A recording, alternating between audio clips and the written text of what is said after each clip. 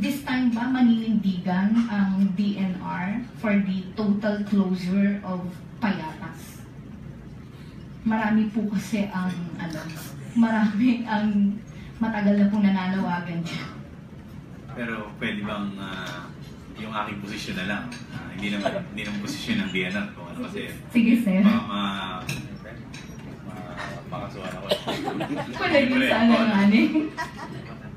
Pero kasi ang problem kasi dyan, we really have to consult with different stakeholders, like for example, the local government units who operates, sila nag-ooperate yan with the IPN.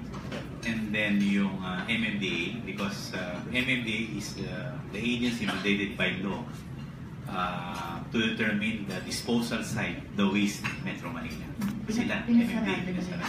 Sa DNR, ang aming concern is the environmental protection, health, and sa amin yan. So, based dito, kung may violation sila sa, tingin natin may mga environmental effects, damage, marami. And then, there will be health implications. I'm very sure that the Secretary will support the closure of the open dump site. Sa akin lang yun, because I think they're still consulting MMDA and the local government units. But then yun lang, yun depende yun. Kasi we cannot just, if we want to close down the Payatas, ang gagawin lang namin, mga permits sa amin, ECC lang ang aming concern, environmental concern. So even if we withdraw or cancel the ECC, sabi namin, magbabayad lang ng 50,000 yan, they can really operate. But then we can also issue the CDO. But the DNR can only issue the CDO for a specific time lang.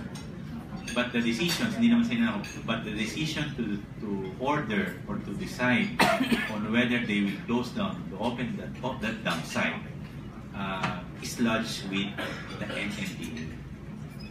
In fact, it was MMDA who issued the first closure order.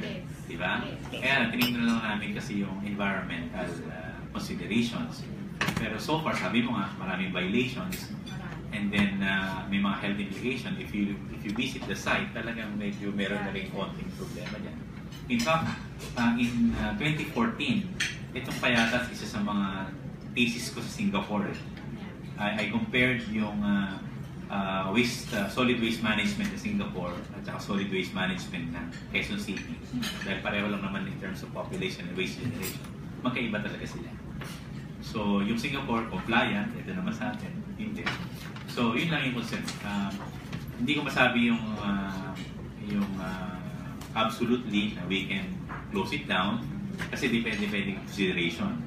If we consider the environmental aspects, we can say na pwedeng close. But iba naman yung consideration ng MMDA. Iba rin naman yung consideration ng Quezon City.